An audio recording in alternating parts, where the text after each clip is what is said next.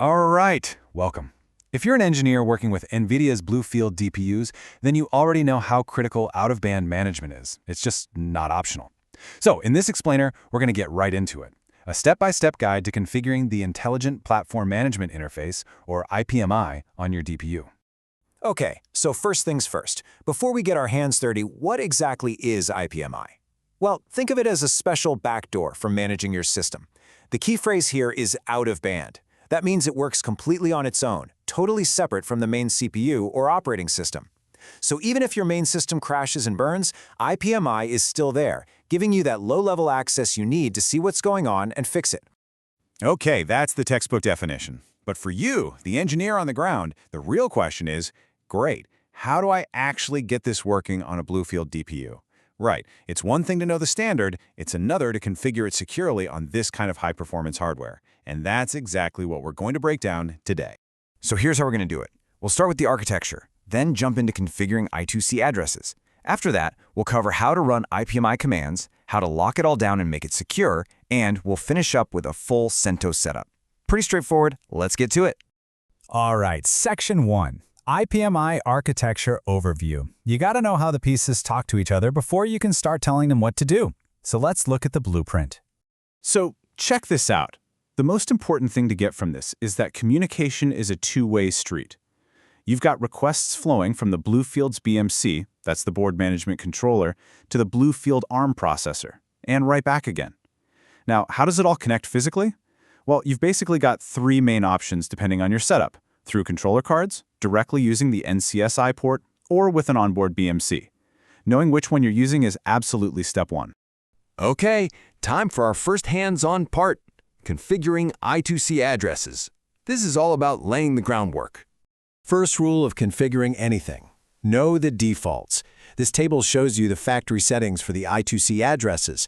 You can see they're different depending on whether the BMC or the BlueField is initiating the request.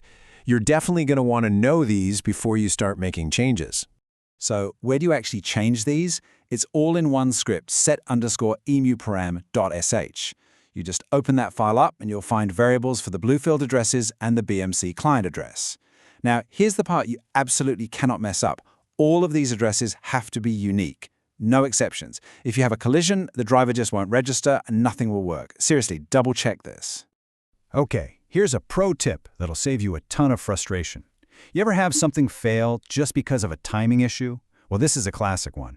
If the BMC isn't fully up and running when the BlueField boots, that IPMB host driver might fail to load. Don't panic, it's not broken. You just need to make sure the BMC is up and then manually reload the driver. Just a little heads up. All right, addresses are configured, foundation is laid. Now for the fun part, actually executing IPMI commands and managing the DPU.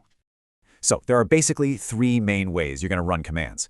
The first is from the BlueField's own operating system, talking to the BMC. Simple enough. The second is asking the BlueField about itself, and you do that by pointing IPMitool to localhost. And the third, and this is probably the one you'll use most, is managing the DPU from a completely separate machine over the network. For that, you'll use the LAN Plus interface after setting up the out-of-band IP. Super useful. Okay, we've got it working. But is it secure? That's next. Let's talk about hardening your IPMI interface. This is where we go from just a functional setup to a responsible, secure one. So, what's the big security risk here? Well, you generally don't want the BlueField Arm processor, which is running a full OS, to have unfettered access to the more privileged, isolated BMC. So we're going to block that path. And you've got two ways to do it. You can use the Redfish API, which is awesome for automation and scripting across a whole fleet of servers. Or you can do it manually in the UEFI BIOS, which is great for a one-off setup. Let's start with Redfish. It's pretty slick, actually. You just use curl to send a patch request to the API, telling it to set disable I2C1 to true. Then you can do a quick get request to make sure the change was accepted by the BMC.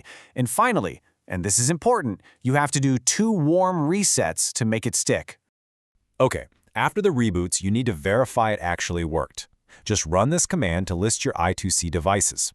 What you're looking for is what isn't there. The I2C-1 device should be gone. If you only see I2C-5, you're golden. Success! Now for the manual approach.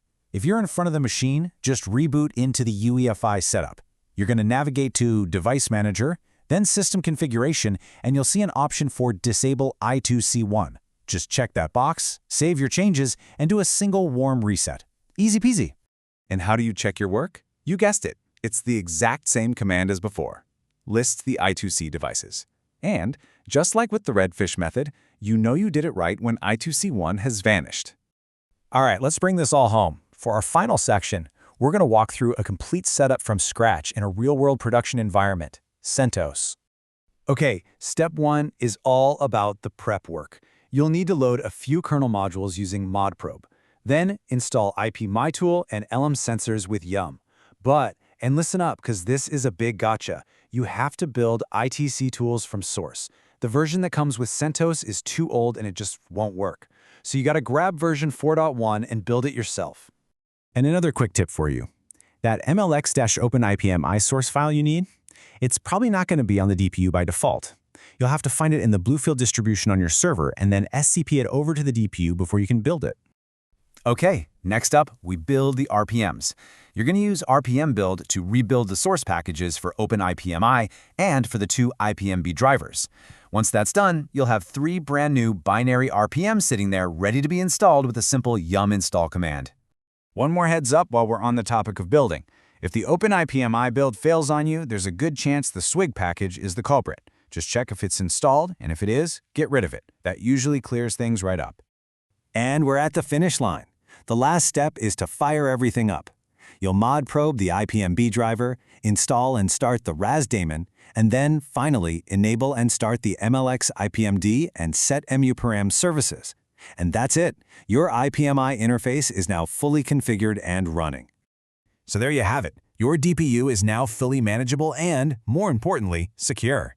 You've laid the groundwork for some seriously powerful remote control, monitoring, and automation. The foundation is solid. So the real question is, what are you going to build with it?